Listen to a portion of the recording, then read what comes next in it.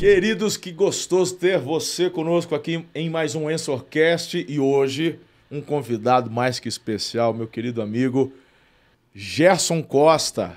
O Gerson já esteve conosco várias vezes aqui na igreja trazendo palestras e uma das conferências que ele mais participa conosco é o Seja Próspero.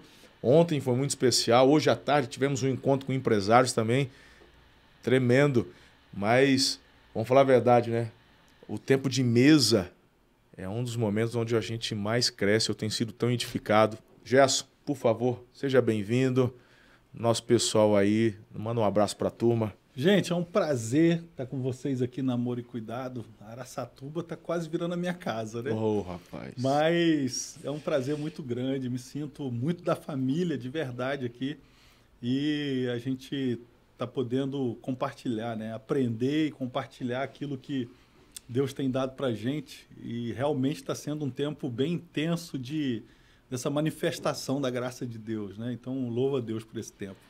Tem muita coisa boa para você aprender nesse podcast hoje. Para tudo que você está fazendo. Por que você ainda não deu um joinha? Custa nada. Você dá um joinha aí, o algoritmo expande, faz o pessoal entregar mais gente vai ser abençoada. Então, dá um joinha. Ativa o sininho da notificação para quando chegar um vídeo novo você ser comunicado. Como assim você não assina o canal ainda? Dá essa moral pra gente, não é verdade? É isso aí, né? Poxa vida, não é possível. E o nosso Ensorcast de hoje é patrocinado por Polaris Energia Solar, do querido Vitão. É o Vitão e o pastor Haldman, verdade, coisa boa. Então você, ali no prédio bonito, lá na Tower, New York Tower, lá tem um escritório da Polaris, você pode acessar aí o QR Code e entrar em contato, fazer aí o seu orçamento, energia solar. Eu lá em casa, tô terminando uma casa top, agora, hein? já mandamos. E foi a Polaris que colocou lá, rapaz. Bacana, hein? Top de coisa boa, chique, Top hein? demais. Maravilha. Então vamos lá, Gerson.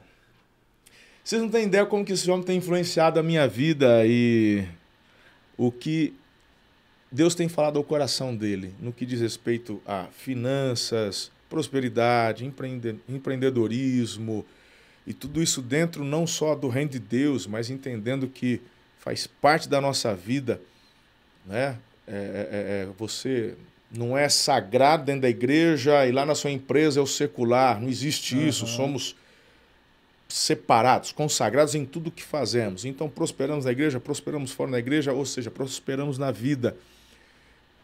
E você é impressionante, como que você recebeu de Deus uma visão tão clara de poder absorver estes princípios dentro da palavra. Isso sempre fez parte da sua vida, Jéssica? Você sempre se enxergou assim, tendo essa visão diferenciada? Você sempre rompeu nessa área das finanças? Teve algum momento difícil onde você... Fala um pouquinho, dá o pano de fundo pra gente aqui. Só para você pegar assim esse pano de fundo, né? Eu nasci num lar evangélico. Quando eu nasci, meu pai já era pastor há 6 anos.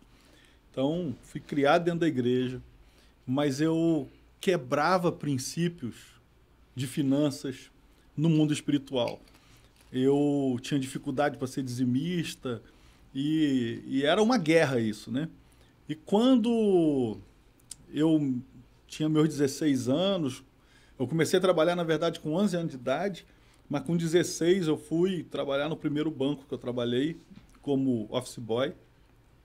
E quando eu fiz 18, eu nunca tive ensino de finanças, nem no espiritual e nem no material.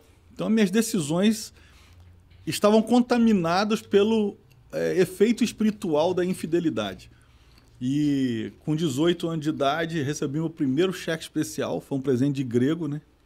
E acontece que era o cavalo de Troia, né? Para me destruir. E junta com você não ser dizimista, e eu creio muito, a Bíblia fala da bênção do dízimo, né? O pessoal às vezes fala da maldição de não fazer, mas eu amo mais a bênção de fazer, aonde a Bíblia diz que Deus vai repreender o espírito devorador para que ele não consuma o fruto da terra e para que a terra não se torne estéril. E eu me tornava uma terra estéril. Eu fazia as coisas não rompiam e às vezes enrolado financeiramente, até que uma das chaves que virou foi quando eu decidi lá com meus 22 anos de idade, hoje eu tenho 51, né, 22, 23, decidi ser fiel no dízimo e isso custou uma decisão forte, porque aí eu estava tampado no cheque especial e aí eu tinha que fazer o meu dízimo, mesmo que tivesse no cheque especial. E aí, meu irmão, eu vi as coisas começarem a mudar, né? Então ali foi a primeira chave que fez romper. E sabe qual é o problema? Por exemplo, lá na igreja tem um cara que há 12 anos atrás, aproximadamente, ele estava para se matar, um empresário da cidade, muito forte, que estava quebrando, ele estava para se matar. Ele diz que ele estava com a arma em cima da mesa, a televisão estava ligada, e começou, isso era uma madrugada, ele desesperado, perdendo tudo, o pastor Silas estava ensinando sobre dízimo. Esse cara aparece lá na igreja e diz, olha, eu estava para me matar, estava com a arma na mesa, eu vi o pastor Silas ensinando sobre dízimo e eu criei. Eu vou passar a trazer o dízimo aqui. Isso 12 anos atrás, aproximadamente. E o resumo dessa história é que esse cara que não é crente até hoje, não se converteu, não vai nos cultos, esse cara todos os meses faz o dízimo dele chegar na igreja. A diferença é que há 12 anos atrás, quando ele começou, ele estava quebrado, ameaçado e perdendo tudo. Nesses 12 anos, Deus levantou esse cara, porque uma coisa eu aprendi olhando para a vida desse cara. O princípio bíblico não é para o crente, é para aquele que acredita e executa. E a lição que eu tirei disso, que esse cara entrega dízimo até hoje, é que tem crente que duvida que tem que entregar dízimo. E eu tenho o testemunho de um cara que nem é crente, que acreditou no que os crentes duvidam e está vivendo o que os crentes deviam viver. Meu Deus, isso é forte. Então é um negócio impressionante. Gerson, uma das coisas que a gente escuta muito na internet, principalmente internet, que é terra de ninguém, né? Aí o pessoal fala o que quer e tal. E óbvio que tem muitos púlpitos que abusam e tem muita coisa errada que é ensinada. Mas quando falamos de dízimo, e você já entrou no assunto com relação a isso, se fala muito dessa questão onde pastores falam da obrigatoriedade, né? Como se fosse uma imposição. Você dá o dízimo, você está amaldiçoado, senão... Eu tenho uma visão diferente e me parece que a sua também. A questão dos dízimos ela está muito voltada com uma obediência com algo que você crê e não com uma maldição que vem se você não fizer. Dá um pano de fundo quanto a isso. Vamos lá. O pessoal, na hora que vai... Tem duas formas de ensinar um princípio. Pelo medo ou pela bênção. Pelo medo. Se você não entregar o dízimo, o devorador vai te tocar. Ele pode até não tocar. Tem um monte de gente que não é dizimista, o devorador não tocou nele. Então ele está fazendo uma afirmação que não é bem assim. Lá está dizendo, a bênção está afirmando. A bênção está afirmando, trazei todos os dízimos. E o versículo 11 de Malaquias 3,10 diz, por amor de vós, repreenderei o devorador para que não consuma o fruto da tua terra e para que não faça da tua terra estéril. Então, por exemplo, o que está sendo afirmado de fato é que existe um espírito devorador que pode agir nessa área de finanças, mas que Deus determina que não vai atingir a vida do dizimista. Agora, lembrando que eu sou um cara da área de finanças, a não ser se o próprio cara for o devorador. Né? Ele é o devorador. Né? Agora, se ele não for o próprio devorador com as escolhas e decisões erradas dele, o devorador genuíno e verdadeiro, né? Não a cópia do cara, mas pode tocar na vida dele. Então, eu creio mais nesse sentido. Né? Por exemplo, Deus não me chamou para ser fiscal do céu. Deus me chamou para ensinar a palavra dele. Tanto sobre salvação, quanto cura divina, quanto tudo, inclusive quanto dízimo, oferta e primícias. Então a minha função não é controlar para ver se deu, é ensinar para aquele que crê dê e viva o que a Bíblia diz. Algumas pessoas vão dizer assim, mas dízimo é coisa do Antigo Testamento. É uma das coisas que rola na internet. Mas se você olhar Mateus 23, versículo 23, é o próprio Senhor Jesus falando a respeito de escriba e fariseu. E ele vai dizer assim, ai de vós, escribas e fariseus hipócritas, pois dais o dízimo do endro, do hortelã e do cominho. Os caras eram tão dizimistas que dava dos temperos que recebiam. E diz assim, mas negligenciais o mais importante, a justiça, a misericórdia e a fé. Justiça, misericórdia, e a fé. Aí ele diz assim, devias fazer isso, exercer misericórdia, exercer justiça, sem omitir aquilo, que é o dízimo. Então, o pessoal que acha que não tem dízimo no Novo Testamento, tem que ver que foi só o Senhor Jesus que disse, exerça misericórdia, seja bondoso, mas não negligencie o dízimo. Quando você olha para Paulo, aí Jesus já foi levado ao céu. Aí você encontra Paulo em Hebreus capítulo 7, versículo 8, dizendo, antes vocês entregavam dízimo para aquele que morre, para homens que morrem, mas agora, para aquele que testifica que vive. Em outras palavras, Paulo está dizendo para os hebreus, vocês antes de Jesus entregavam dízimo para homem que vai morrer, mas agora que Jesus veio, quando você entrega o dízimo, quem está recebendo é Jesus. Uau. Então você tem textos no Novo Testamento dizendo que sim, tem dízimo. Paulo falando, Jesus falando. Aí você me pergunta, mas por que então se investe tanto para dizer que dízimo é coisa do Antigo Testamento? Porque o único jeito do diabo invadir as nossas finanças, biblicamente falando, é na vida daquele que quebra o princípio. Então, eu creio que há essa questão.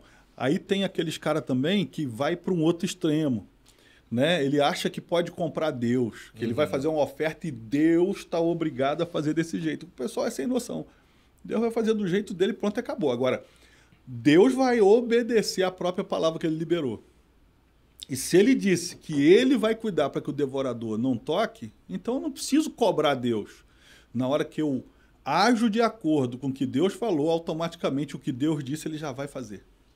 Então não é botar Deus na parede, vou botar ele aqui no cantinho. Se não fizer, vai ficar de castigo. Não, amigo. Deus vai fazer a palavra dele se cumprir na vida de quem crê. Então, assim, não precisa ser dizimista para ser milionário. Mas jogue na internet, milionários que perderam tudo. Aí você vai descobrir que o devorador pode até não pegar de alguém, mas ele escolhe alguém para pegar. E se ele pegar, não tem ninguém que te salva, irmão. Não tem oração forte, não tem campanha das 7 semanas. Só tem um negócio que a Bíblia diz que é contra o devorador, é dízimo. Agora, se você não crê, não tem problema. Agora, eu creio e eu faço. Inclusive, lá na igreja, a gente tem um costume, a igreja tem 14 anos, a gente tem um costume. O envelope de dízimo não tem lugar para escrever o nome, porque se o cara crê, ele faz, se ele não crê, eu vou atender ele do mesmo jeito. Só que eu não vou nem saber quem é. Só tem um detalhe, o diabo sabe quem é, e Deus também sabe. Esse é o problema. É forte, né? Rapaz, essa é boa. O cara tem que entender que quando ele vai entregar a oferta e dízimo, tem 2 reinos olhando para ele. O do céu e o das trevas. O do céu para cumprir o que Deus falou e o das terras para fazer o que pode fazer de acordo com a palavra. E às vezes ele só está olhando para o da terra, preocupado com se o da terra vai ver. Vai ver ou não vai ver. Só que o da terra não pode fazer nada para ele. Exato. No máximo pode orar. Senhor, abençoa o fulano, coitado e tal. O do céu não precisa nem de fazer, porque já vai ter que reagir, porque é a ordem de Deus, né? Uau. Então, é um princípio. Ótimo. Por exemplo, a Bíblia ela está repleta de princípios. E eu sou o cara que fala muito sobre processos. De você aprender a amar processos. Eu até fiz um post esses dias no meu Instagram de um mandamento, né? Honra teu pai e tua mãe. É o primeiro mandamento com promessa.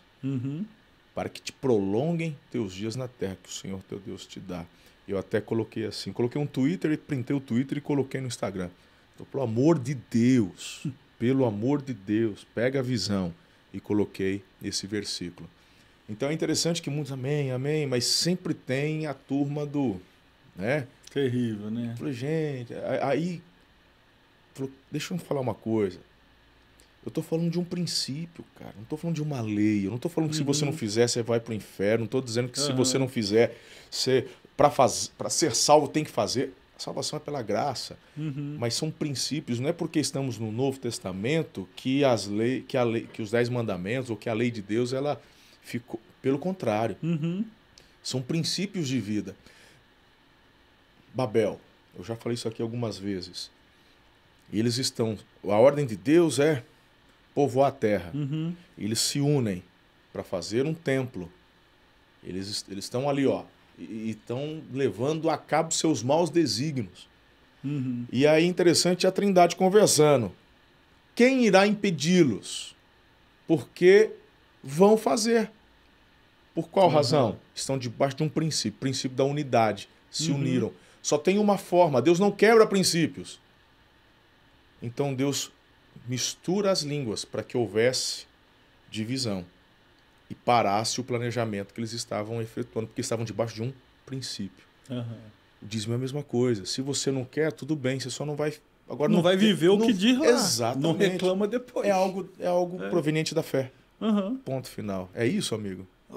Totalmente. Porque o pessoal tem que entender que, tipo assim, Deus não vai fazer do nosso jeito. Deus já determinou do jeito dele. A gente que se enquadre ao jeito dele. Ah, mas eu não concordo com dízimo. Eu acho que tem que pegar uns negócios doidos que eu escuto. Eu acho que tem que pegar e eu pego o meu dízimo e dou 100 cesta básica. O cara tem que entender o seguinte, irmão, você não deu dízimo. Você fez ação social. E o que a Bíblia diz que repreende o espírito devorador e tal, não é ação social. É dízimo. Ação social traz outro tipo de bênção, mas não esse. Entendeu? Então, assim, as pessoas querem viver um princípio sem cumprir o princípio. E não tem como você fazer isso. Esse poder da entrega, ele é tão fora do mundo físico, tão sobrenatural. Quando você vai olhar para Jó, teve um dia que estava no meu devocional e eu me fiz uma pergunta assim: qual foi a primeira coisa que o diabo tirou quando recebeu autorização para tocar em tudo? Só não podia matar Jó. O resto ele podia fazer tudo. Aí eu fui pegar a Bíblia, né? Olha como é que é um negócio tão violento. Forte. Eu fui pegar a Bíblia. Aí o capítulo 1 de Jó, a primeira coisa que você tem que entender é o seguinte: Jó, ele era o homem mais rico do Oriente. Então, já começa uma parada aí que a religião ensina errado. Se você ficar rico, você vai se desviar. O que eu quero te dizer é o seguinte: se o diabo soubesse que se você ficasse rico, você ia desviar, ele te dava dinheiro. Pega essa. Agora, o cara é rico, mais rico do Oriente, a Bíblia diz assim: íntegro, reto, justo, temente a Deus, se desvia do mal. Pensa num cara. E aí o cara acha também, porque é muito crente, não pode passar tribulação, né? Então conversa com Jó.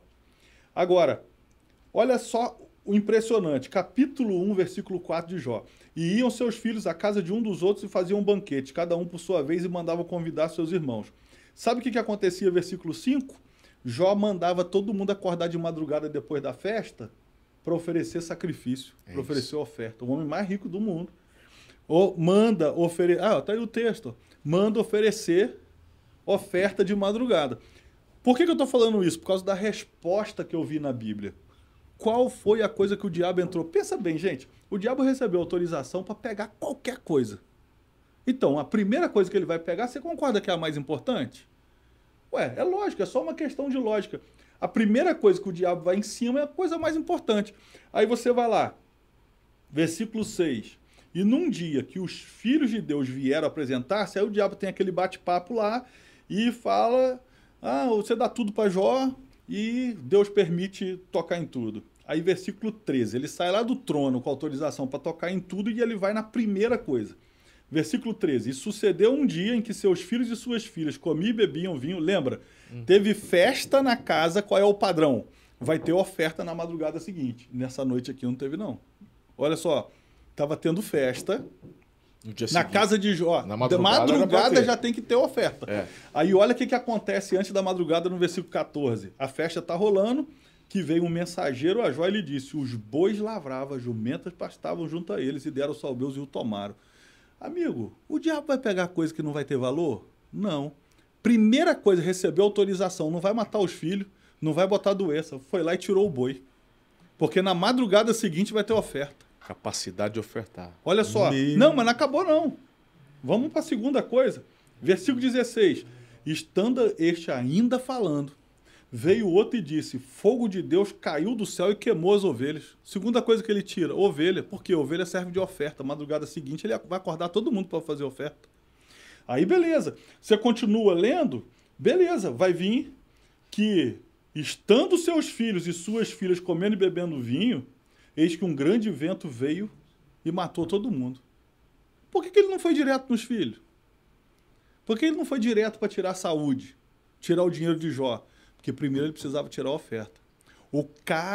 O diabo já mostra para nós o que é mais importante para ele. Matar os filhos ou tirar o boi e a ovelha? Matar os filhos, tirar o boi e a ovelha. Aí, sabe o que é mais lindo que isso ainda?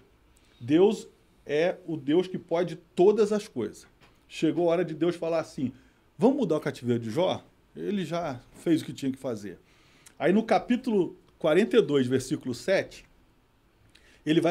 Deus vai passar um sabão nos amigos de Jó, porque disse: ó, você não falou o que o Jó falou, e papapá. Aí ele vai dar uma ordem. Versículo 8. Tomai, pois, 7 bezerros. Qual foi a primeira coisa que o diabo tirou? Boi. Qual é a primeira que, antes de Deus trazer multiplicação, ele deve falar? 7 bezerros. Ó, tomai, pois, 7 bezerros e 7 carneiros. Qual é a segunda coisa que o diabo tirou? Ovelha. Qual é a primeira que Deus devolve? Bezerro. E oferecei holocausto por vós. O que não teve na madrugada seguinte por falta de oferta? E a primeira coisa que acontece... E a primeira coisa que acontece antes de ter a multiplicação. Aí, beleza. O problema é que a gente lê com o olhar do século XXI, e o Senhor, versículo 10, virou o cativeiro de Jó quando orava pelos seus amigos. A gente acha que botou todo mundo de joelho e botou a mão na cabeça. Não, amigo. Ele foi lá oferecer o holocausto. Então ele tem que oferecer o holocausto. E aí, a Bíblia diz: e o Senhor acrescentou em dobro a tudo quanto Jó antes possuía. O que aconteceu nessa oferta? Porque foi outra coisa que eu pensei. Falei, cara, mas como é que esse troço vai dar? Deus instalou a varinha lá e falou, tudo que é em dobro. Não, aí vem o processo. Você não falou de processo? Aí o processo começa, só que o processo bom. Começa na vida de Jó. Versículo 11. Então vieram a ele todos os seus irmãos. Peraí, Jó nos 41 capítulos tinha irmão? Por que os caras não ajudaram ele? 41 capítulos, não aparece um irmão, nem para visitar. Parece 3 amigos para perturbar. Olha só. E vieram a ele todos os seus irmãos e todas as suas irmãs. O cara tinha irmã. 41 capítulos. E todos quantos dantes o conheceram, ninguém apareceu, só os 3 lá para perturbar. E comeram com ele pão e sua casa e se condoeram dele e o consolaram acerca de todo o mal que o Senhor lhe havia feito. E cada um deles lhe deu uma peça de dinheiro e um pendente de ouro. E o versículo 12.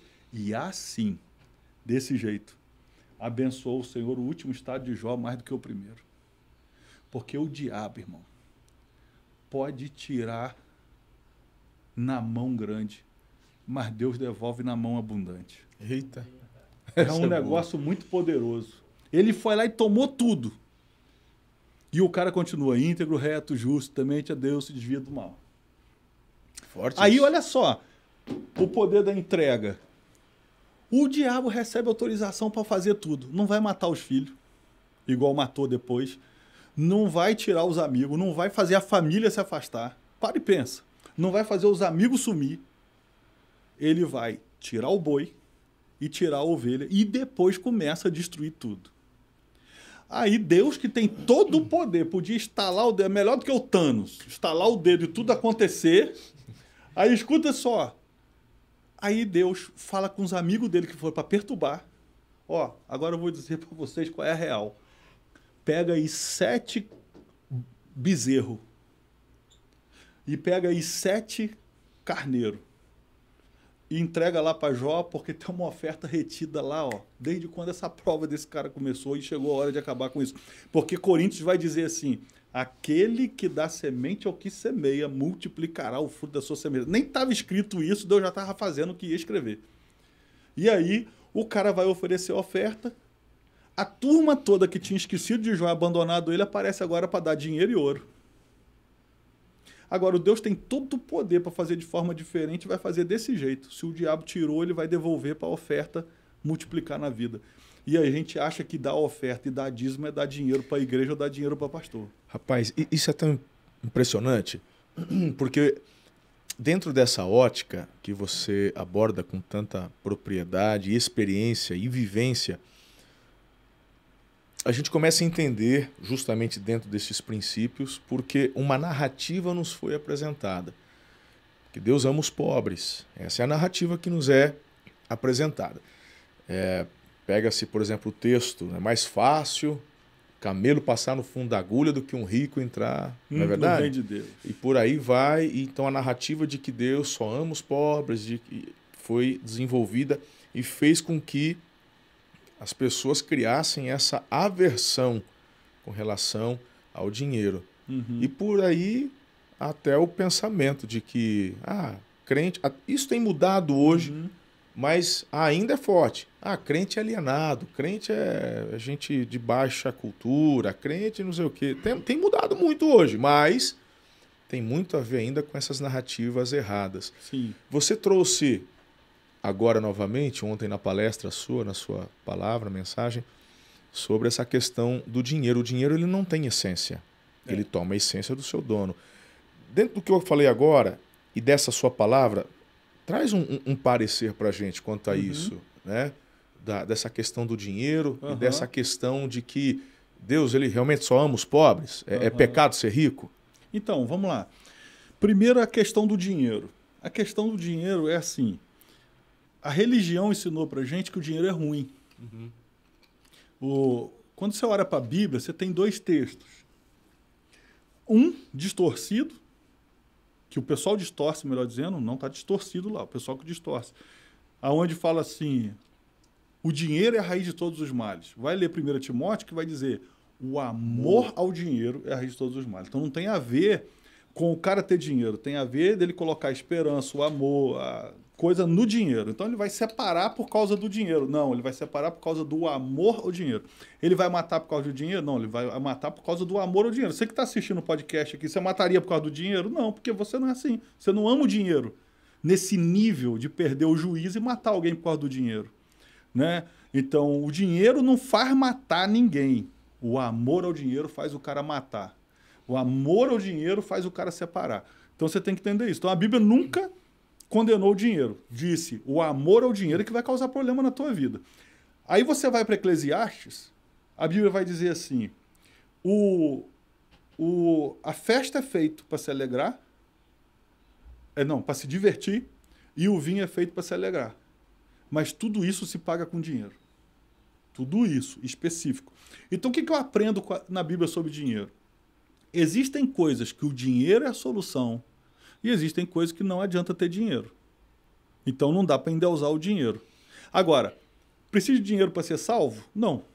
Precisa de dinheiro para amar? Não. Precisa de dinheiro para comprar um presente para quem você ama? Sim. Precisa de dinheiro para pagar a conta de luz? Sim. O que Eclesiastes está dizendo? Tem coisa que você vai precisar do dinheiro, tem coisa que você não vai precisar do dinheiro. Então a gente fez essa separação. E a outra coisa que tem que entender em cima do que você falou, eu costumo comparar o dinheiro com uma faca.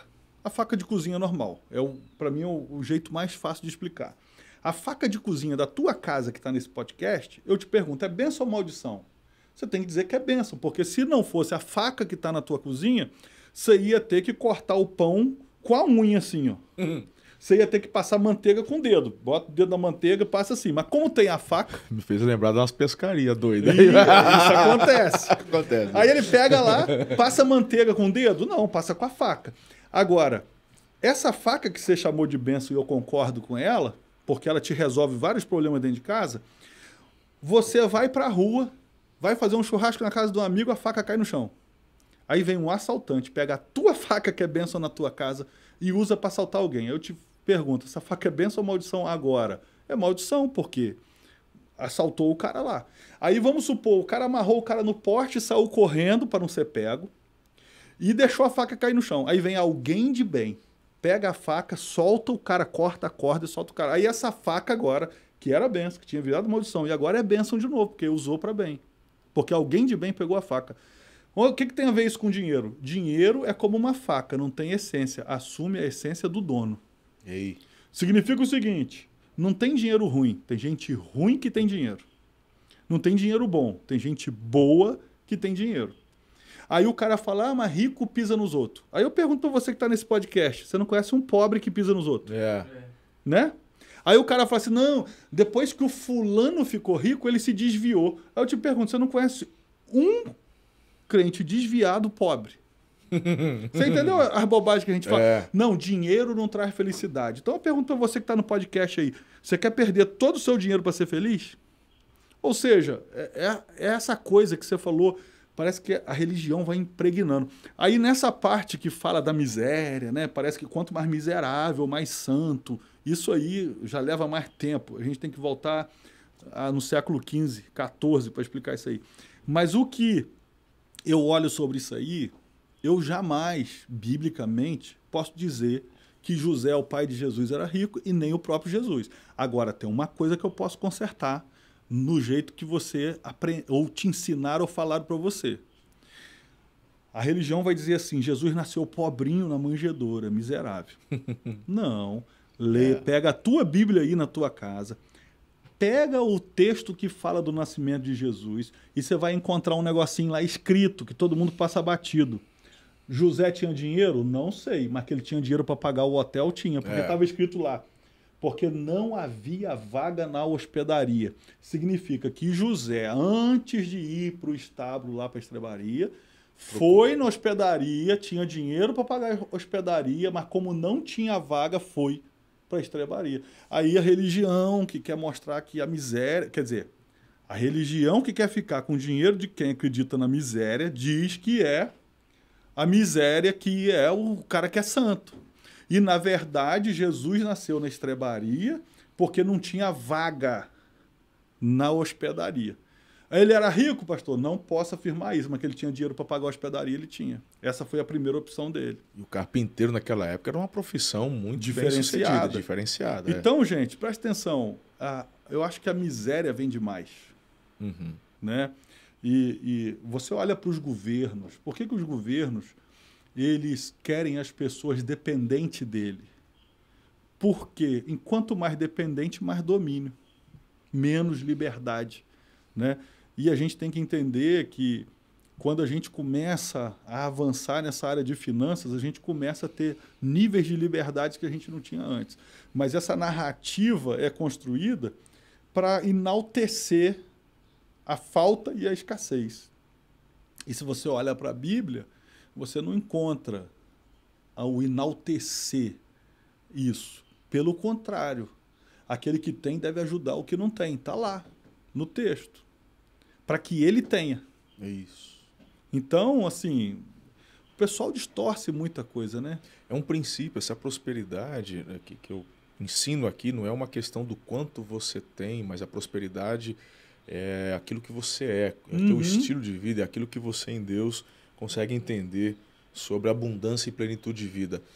Mas quando olhamos para o Velho Testamento, não é à toa que o povo judeu é um povo que tem facilidade neste rompimento financeiro. Não é isso? Porque há um princípio que é compartilhado desde a sua meninice, onde não existe essas falácias, essas narrativas de quanto mais pobrezinho, melhor, tadinho, Deus vai te amar mais. Na verdade, ele entende que ele tem um pai amoroso que quer vê-lo avançar. Qual é o pai que não quer ver um filho crescer? Então, eu falei, gente, é uma questão ilógica. É que tem tantos abusos, e temos que concordar com isso, mas por falta de um balizamento sadio, como esse que nós estamos falando hoje, em cima de princípios, e às vezes eu me vejo assim, eu por muitas vezes me calei, não falei, não ensinei, por medo de ser comparado com aos falsos. Aos né? falsos, né? Agora, sabe o que é uma coisa maneira sobre essa questão que você levantou dos falsos mestres e falsos ensinamentos? Vamos trazer para o século XXI. O cara vai receber o salário dele. Vamos supor que o cara ganha R$ 1.500 por mês. Vai receber 15 notas de 100. Quando o cara está contando, foi embora, recebeu, chega em casa e descobre que uma nota de 100 é falsa. Só a pergunta, ele joga os R$ 1.400 verdadeiro fora? Não. Ele só vai se desfazer da nota de 100 falsa. E sabe o que é engraçado no mundo espiritual? A gente pega uns caras falando falsidade, mas a gente pega toda a verdade e joga fora. Exato. E na nota de 100 a gente não faz. Ou seja, não é porque alguém falsificou uma parte do evangelho que o evangelho todo é falso, né? Exato. É terrível isso. Ô Gerson, hoje você é pastor, você é empresário, consultor financeiro, e tem muita gente que nos assiste aqui que é da vida empresarial, são empreendedores, e ontem você compartilhou conosco alguns princípios, né, sobre como você avançar, crescer, respeitando alguns processos e princípios, e hoje à tarde você falou sobre a necessidade da expansão. Né? Como que isso é importante, como isso é vital. Quem não cresce, diminui. De forma resumida, porque o podcast hoje a gente não tem tanto tempo assim, mas o que você poderia trazer de ensinamento, insights básicos para o pessoal aí com relação à organização, vida financeira e, enfim, pessoal, o empresário, ele tem um salário dele, da empresa, e ele devolve o dízimo do salário, mas e o lucro que ele tira depois? Aquilo lá, ele não dá o dízimo, dá dízimo, é do bruto, é do líquido. Dá um arranhado aí, geral. Na verdade, por exemplo, se o cara é assalariado, fica mais simples explicar o que ele deve fazer. Porque se ele é assalariado, ele recebe 1.500. Vai descontar ali o INSS. Ele não tem opção para dizer assim, não, esse eu não quero que desconta. Então, o que eu entendo? O INSS ele vai entregar dízimo dessa parte quando ele receber lá na frente o benefício.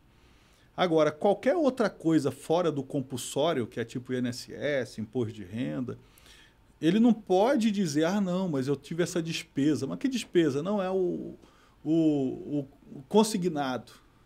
Mas o consignado foi você que escolheu, isso não é imposto. Então, o cara deve, no caso assalariado, tirar só essa parte que é compulsória e o restante entregar seu dízimo, sua oferta, sua primícia. No caso de empresa, você vai ter duas condições. Por exemplo, eu tenho uma empresa que ela paga pela apuração do lucro. Por quê? A margem é diferente. Então, se você faz um negócio de 2 milhões e vai gerar 200 mil de lucro, né? Se você entrega de 2 milhões o dízimo do bruto, né?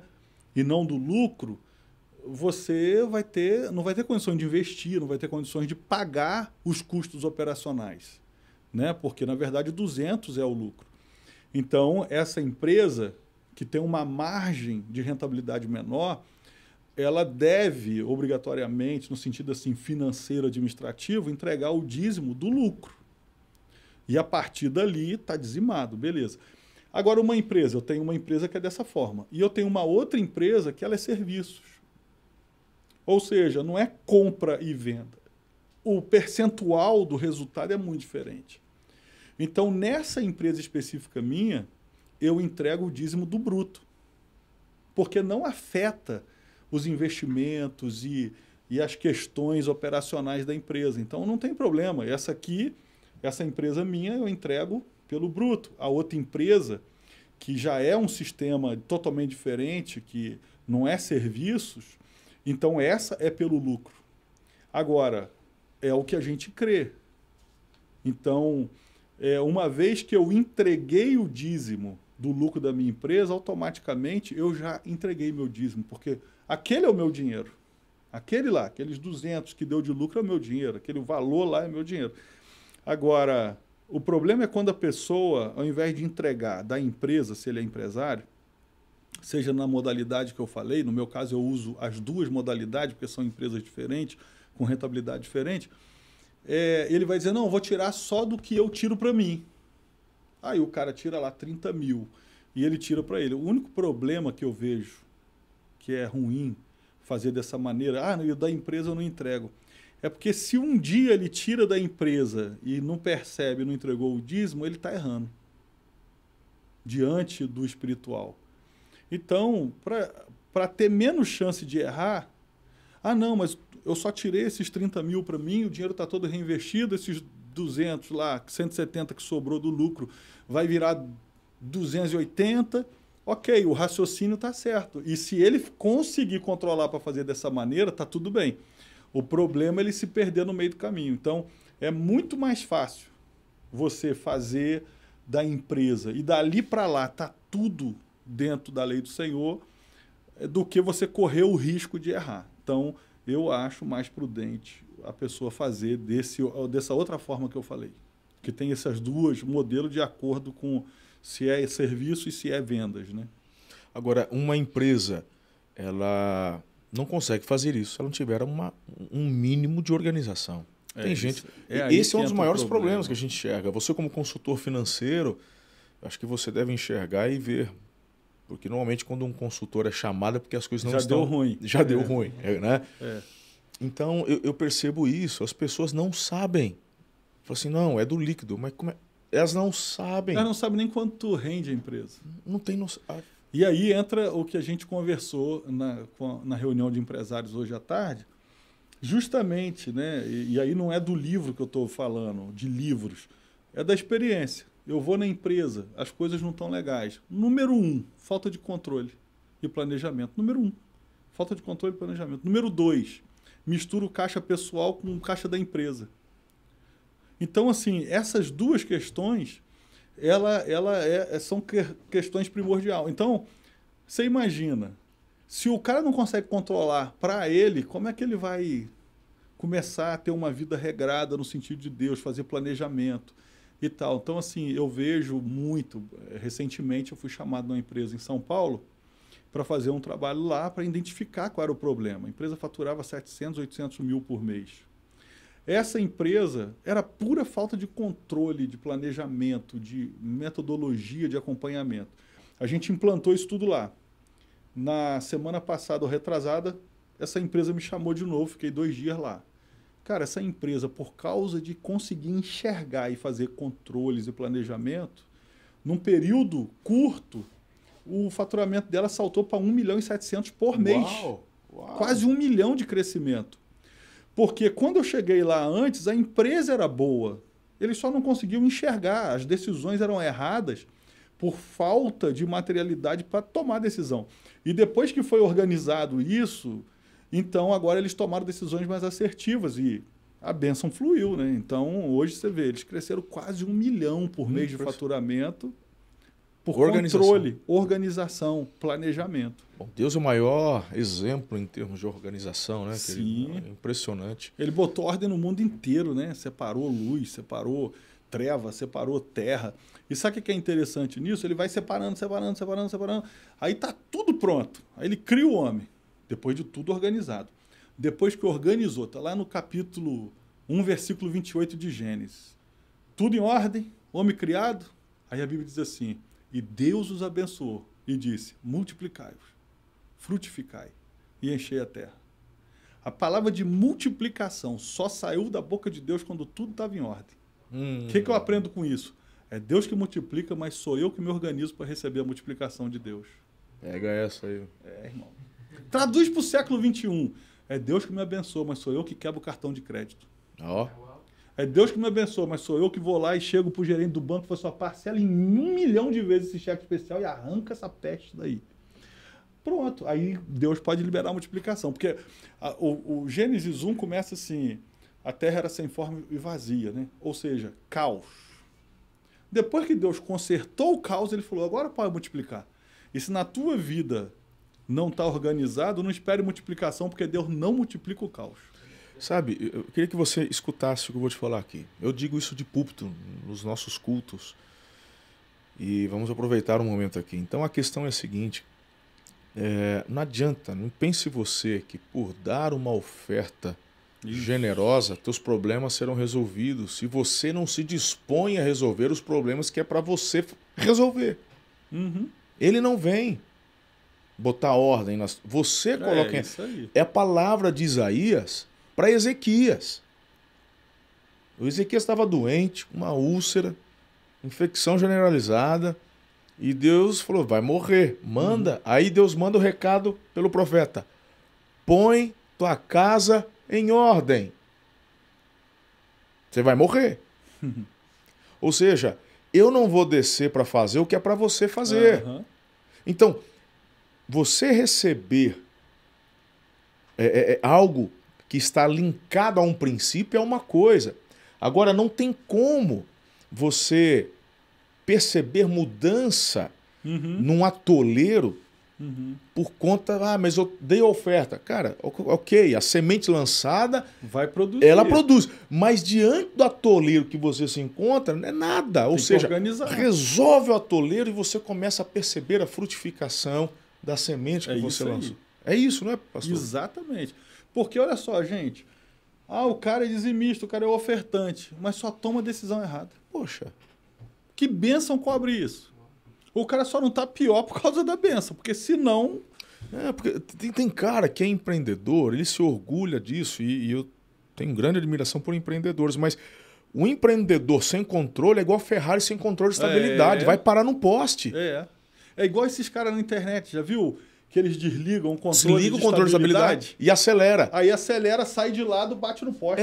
Não tem como, cara. Porque não adianta ter potência, tem que ter controle. E o processo...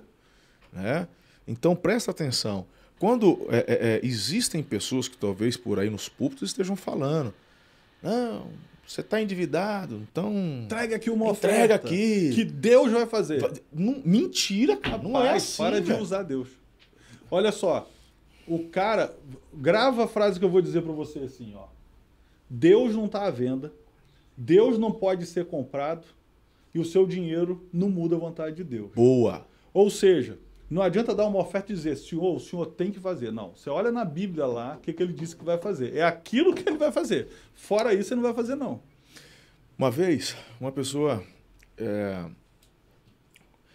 questões financeiras, estava bem atolada e tal... E aí ele falou assim, não, porque eu vi uma palavra aqui, eu vou dar uma oferta exponencial, Deus vai resolver essa questão e tal. Eu falei assim, você não está devendo? Ele falou, tô. Eu falei, então, como é que você vai ofertar? Não, porque eu tô... Não, se você está devendo, você não está entendendo. Deus não quebra princípios. E a Bíblia fala que se você deve para alguém, você é escravo desse alguém. Tô certo? Se você discordar, se você discordar, você me avisa. Mas a Bíblia te dá um link. Se você deve, você é escravo. Ou seja, se eu tenho uma dívida com você, Gerson, né, de 10 mil, e eu recebi aqui 2 mil, e eu falo assim, eu vou pegar esses 2 mil e vou dar de oferta, porque Deus vai me abençoar, Não, cara, isso não tem 2 mil. Você deve 10. Na verdade, você está menos 8. Então você está ofertando com dinheiro que não é teu. Você está pecando e errando 2 vezes. Não é isso? Então, eu vejo da seguinte forma. Se o cara está fazendo daquilo um amuleto, ele vai cair. Não vai. Porque, tipo assim, ele está usando como muleta. Tipo, cara, isso aqui, agora... E às vezes confiando numa palavra que não foi de Deus, né? Então, assim, é uma coisa que o cara tem que observar se ele está fazendo daquilo uma negociata. Oferta e geralmente é o que o cara faz. Né? Porque eu entendo o poder da semente, mas assim, é do dinheiro que é teu. Princípio da oferta. Do que tendes. Ué. Olha o que a Bíblia diz. Do que tendes, ofereça uma oferta ao Senhor. E só para deixar claro, eu não estou falando de uma parcela, né? Eu estou falando de dívida. Ficou vencido. Não pagou, cara. Isso. Então, a gente vê isso quando vai construir o templo. Ou o templo não, o tabernáculo. Deus manda Moisés falar assim, do que tendes, ofereça uma oferta ao Senhor. Não é do que não tem.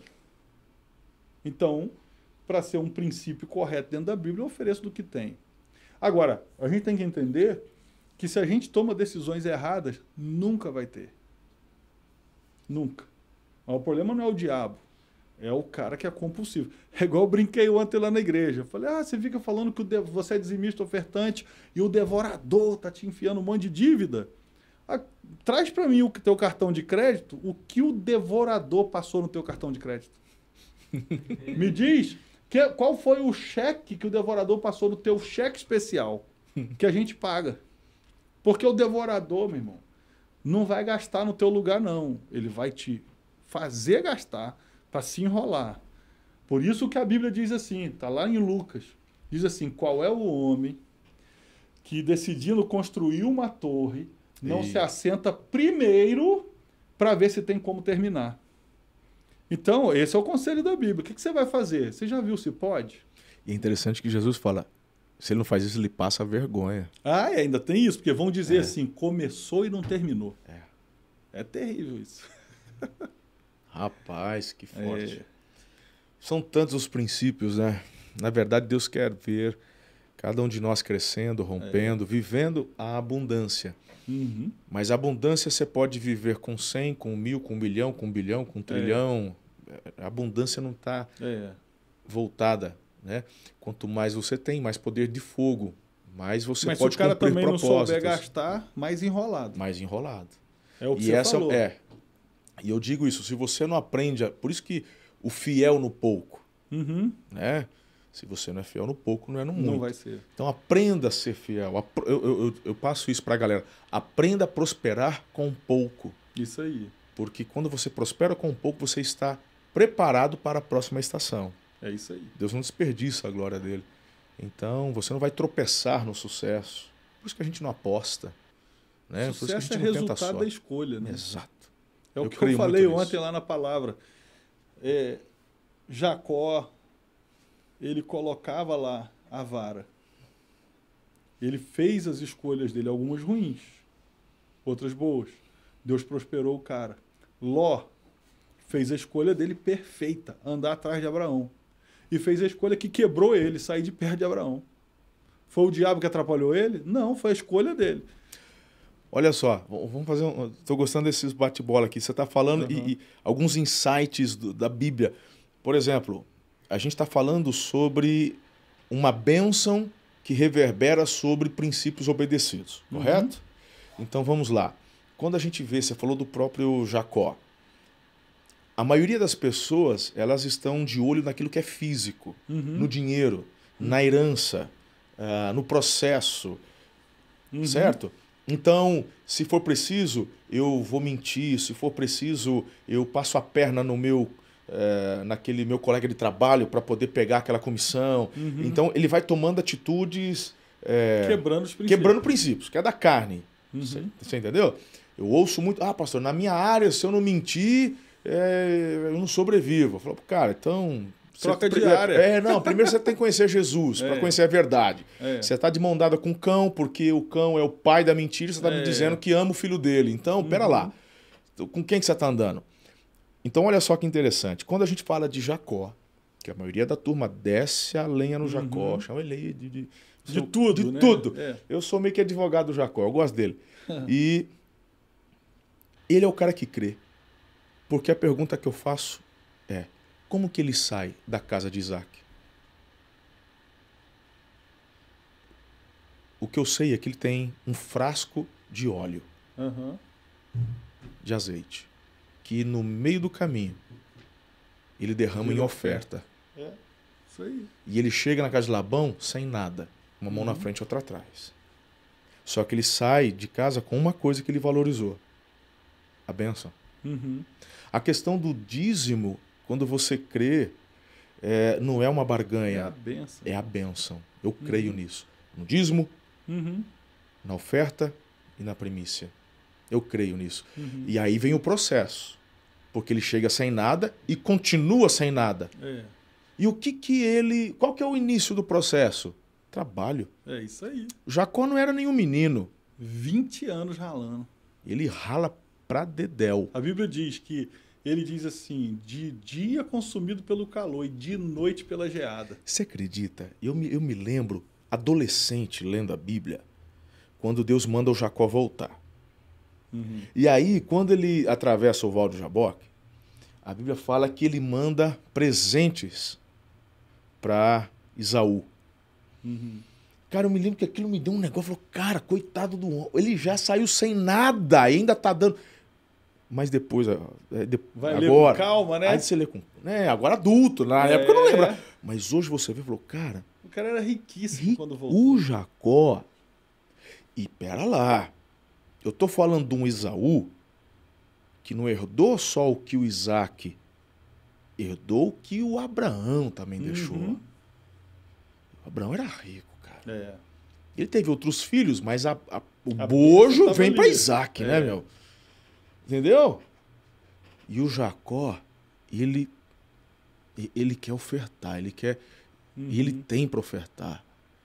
E ele volta, ele não vem requerer herança. Não é forte isso? Não, e ele, na verdade, ali não recebeu herança nenhuma. Ele começou do zero com uma oferta. Uma oferta. Agora, é forte, né? Pô, não, e o que você falou sobre a bênção, irmão? A bênção é imbatível. Bênção não tem como lutar contra ela. O cara abençoado, coitado de quem está lutando contra ele.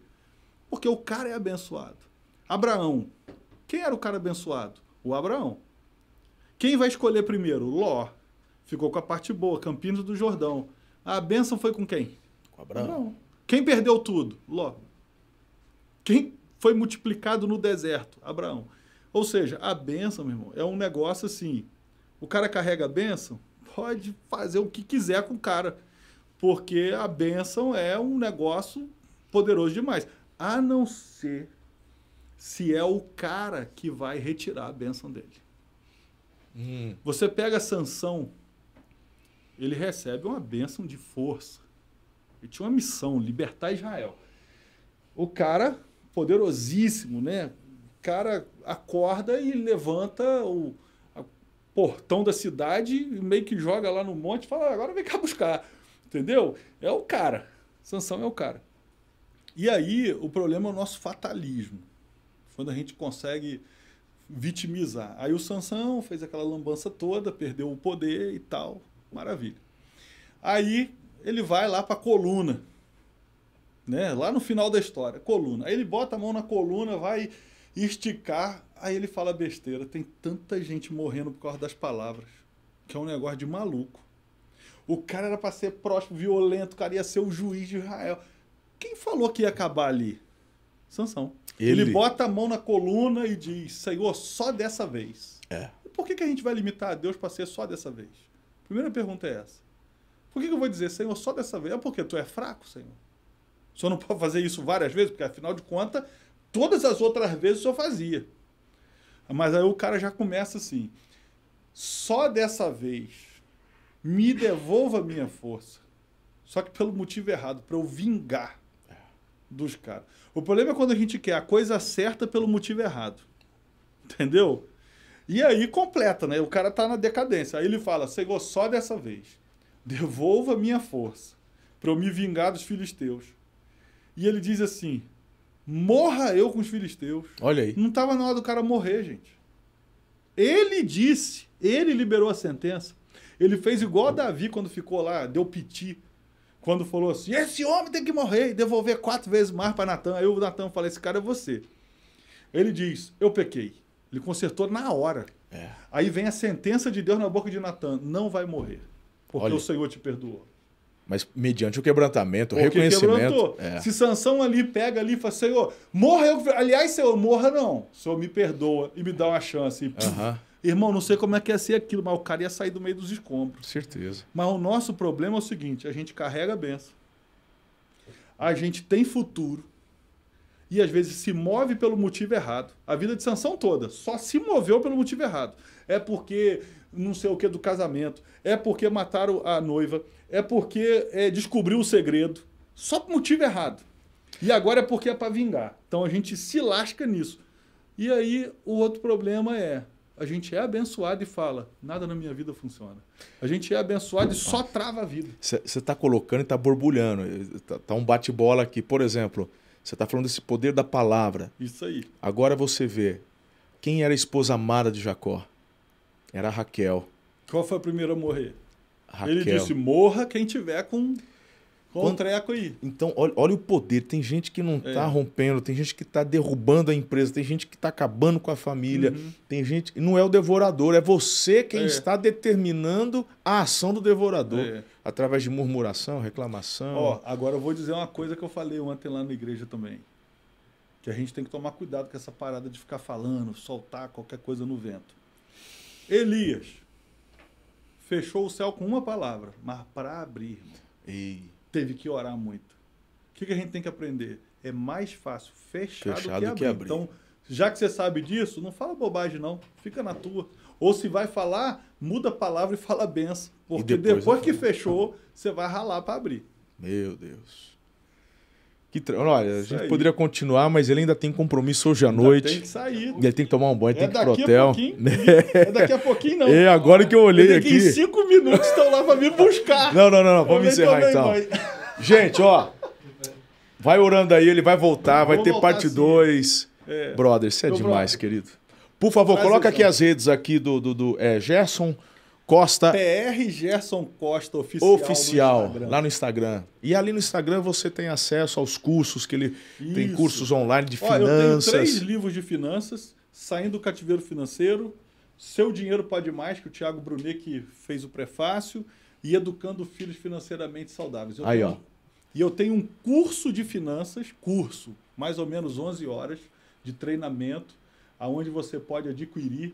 E se você entrar lá no meu Instagram, a gente pode te dar 90% de desconto deste curso. Né? Depois você entra lá, bota, viu o podcast, o Ensorcast. Coloca lá, Ensorcast. É isso aí. Fala, ó, 90%. 90% de desconto. Eita, bota glória. Lá que minha turma vai ter que se virar. É isso aí. Coloca lá, Ensorcast. 90% do curso. O livro tem lá o preço, lá você vê lá. Depois dessa daí, né? Aí só não avança quem não quer. Gente, hoje então foi no oferecimento aí de Polaris Energia Solar.